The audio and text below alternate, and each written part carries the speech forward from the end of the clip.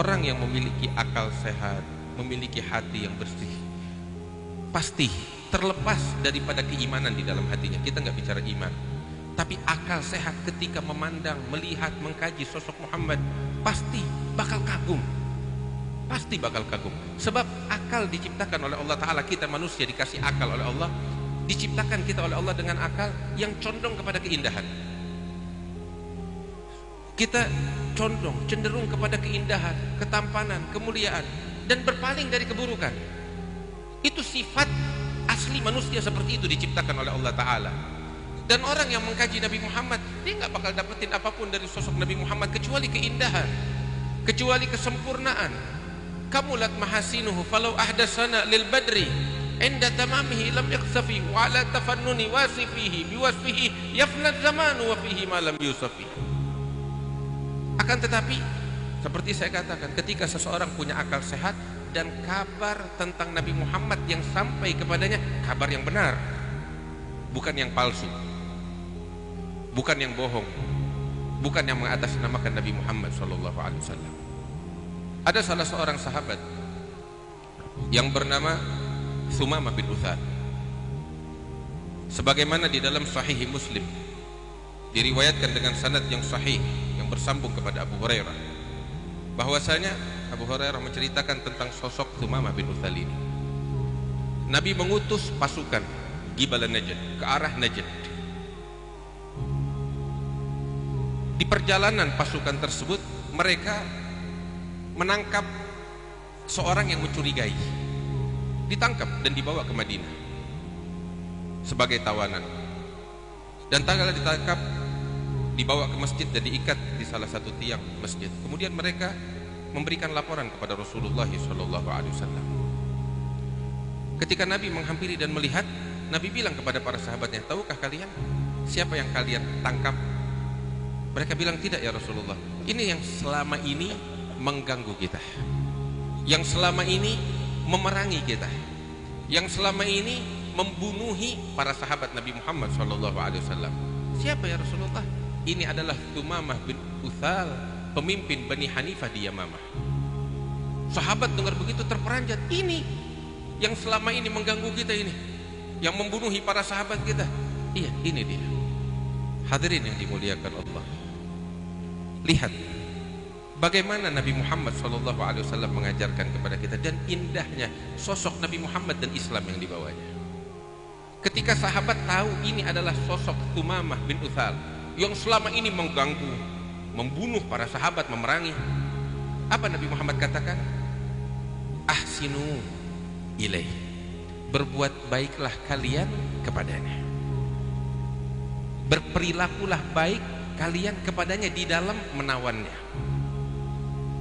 Lihat, beginilah ajaran Rasulullah kepada tawanan, sehingga para sahabat betul-betul memegang pesan Nabi Muhammad SAW. Mereka berikan makanan terbaik yang mereka miliki untuk tawanan ini. Siapa tawanan ini? Pembunuh para sahabat. Kenapa mereka lakukan itu? Tiada lain, patuh dan tunduk kepada Rasulullah SAW. Thumamah bin Uthal selama ini memerangi, membunuh, mengganggu, menganiaya. Tahu kenapa?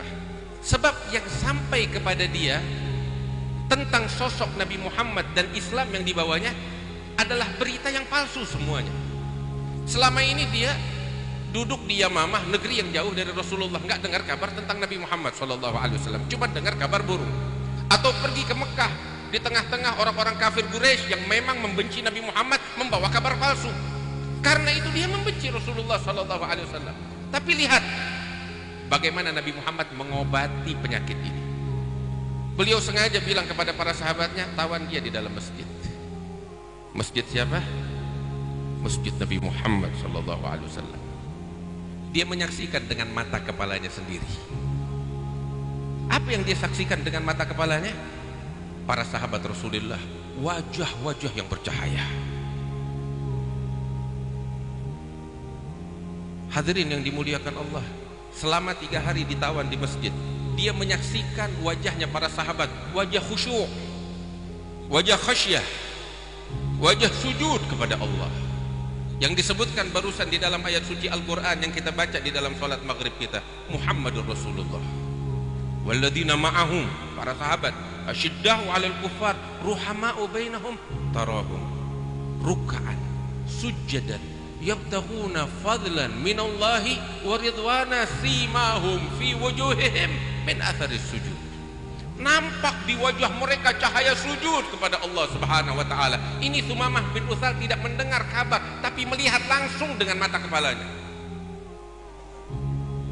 Beliau melihat sosok Nabi Muhammad sallallahu alaihi wasallam setiap hari, akhlaknya, kelembutannya, kasih sayangnya.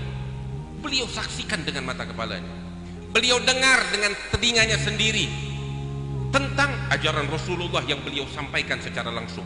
Al-Quran yang masuk ke dalam ruh dan jiwanya tatkala dibacakan oleh Nabi besar Muhammad sallallahu alaihi wasallam.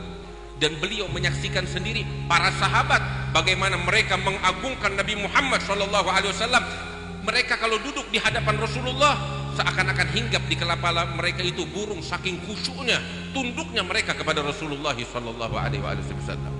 Ini disaksikan kemuliaan, keindahan dengan mata kepalanya sendiri. Dia melihat Islam yang sesungguhnya datang kepada dia beritanya. Langsung dia lihat dengan mata kepalanya. Orang yang berakal tersentuh. Nabi datang setiap hari kepadanya dan mengatakan, "Ma indak ya Sumamah, apa yang kau punya?" Maka Sumamah bilang, "Ya Muhammad, in taqtul dadamin, wa in tun'im ala syakir, wa in turidul mal sal ma syi'ta minal mal." Beliau jawab, "Ya Muhammad, kalau engkau mau bunuh saya, silahkan. Saya pun sudah membunuh banyak dari sahabat-sahabatmu. Tapi kalau engkau memaafkan saya, membebaskan saya, engkau membebaskan dan memaafkan orang yang mengenal rasa terima kasih. Tetapi kalau engkau ingin uang tebusan, minta berapapun aku berikan." Tapi bukan itu yang dicari oleh Rasulullah. Nabi nggak menjawab dan meninggalkannya. 3 hari berturut-turut seperti itu. Hari terakhir Nabi bertanya, jawaban Sumamah semacam itu. Apa yang beliau lakukan? Beliau bilang kepada para sahabat-sahabatnya, "Atliku, lepaskan sudah, bebaskan." Nggak ada dendam dalam hatinya. Padahal ini penjahat besar, pelaku kejahatan besar. Nabi bilang, "Lepaskan sudah." Dan sahabat-sahabatnya semuanya tunduk patuh kepada Rasulullah SAW. Nggak ada di dalam hati mereka dendam, kebencian sama sekali. Kenapa? Karena mereka didikan Muhammad. Dididik demikian oleh Rasulullah SAW. Mereka adalah hamba yang murni untuk Allah, bukan untuk hawa nafsu mereka. Seperti Al-Habib Abdullah Haddad ketika berjumpa dengan Al-Habib Umar bin Abdurrahman Al-Attas. Begitu keluar, orang-orang bertanya, "Ya Habib Abdullah Haddad, bagaimana engkau dapatkan Umar bin Abdurrahman Al-Attas?" Satu jawaban yang begitu dalam. Beliau katakan, "Galab warab." Hati yang saya dapatkan cuma hati dan Tuhannya, nggak ada lagi lain. Itu sosok Umar bin Abdurrahman Al-Attas, dan itulah para sahabat Rasulullah SAW. Nggak ada nafsu, nggak ada kedengkian, nggak ada ambisi. Yang ada cuma hati dan Tuhannya serta Muhammad SAW. Orang yang berakal melihat ini semua tersentuh. Ketika dibebaskan, Sumamah langsung keluar mencari sumur yang nggak jauh dari Masjid Nabawi.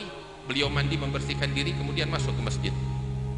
Begitu masuk ke masjid, beliau nyatakan keislamannya di hadapan Rasulullah dan para sahabatnya. Beliau katakan, "Asyhadu an la ilaha illallah wa anna Muhammad Rasulullah." Terus beliau ungkapkan, "Ya Rasulullah." Berubah, kalau tadi bilangnya ya Muhammad, sekarang ya Rasulullah. Udah lain lagi. Keluar dengan wajah, masuk dengan wajah yang lain. Beliau katakan, "Ya Rasulullah, dulu nggak ada di muka bumi wajah yang lebih aku benci dari wajahmu." Sebab yang dia terima kabar yang nggak benar tentang Rasulullah. Tapi begitu dia saksikan dengan mata kepalanya sosok Nabi Muhammad yang agung, yang mulia, yang indah, yang sempurna, dan Islam yang dibawa Nabi Muhammad, akalnya nggak bisa menolak. Hatinya pun nggak bisa, pasti tersentuh dengan perilaku yang indah ini. Dia katakan, "Dulu nggak ada wajah di muka bumi yang lebih aku benci dari wajahmu, tapi sekarang ya Rasulullah, wajahmu adalah wajah yang paling aku cintai di muka bumi ini." Bagaimana tidak, wajah yang mulia, wajah Rasulullah sallallahu alaihi wasallam, wa abyadun, yustasqal ghamamu biwajhihi thimalul yatama ismatun lil aramil. Wajah yang ketika dihadapkan ke langit, kiblat yang tadinya ke Baitul Maqdis berubah ke arah Ka'bah, tiada lain demi untuk mendapatkan kepuasan hati Nabi besar Muhammad sallallahu alaihi wasallam. Qad nara taqalluba wajhika fis sama falanuwalliyannaka qiblatan tardhaha, yang engkau ridhoi, kiblat yang engkau suka, yang engkau ridhoi ya Muhammad sallallahu alaihi wasallam. Beliau katakan, ya Rasulullah, enggak ada di muka bumi agama yang lebih aku benci daripada agama, sebab yang sampai selama ini yang buruk, bukan yang asli, yang palsu. Tapi ketika dia menyaksikan ajaran dan tuntunan Nabi Muhammad yang begitu indah dan agung, dia katakan, dan hari ini agamamu adalah agama yang paling aku cintai di muka bumi ini ya Rasulullah. Dan beliau katakan, ya Rasulullah, enggak ada di muka bumi negeri yang aku paling lebih benci dari negerimu ini, kota Madinah. Tapi sekarang negerimu adalah negeri yang paling aku cintai sallallahu alaihi wasallam. Hadirin, inilah Nabi Muhammad sallallahu alaihi wasallam dan para sahabat Rasulullah.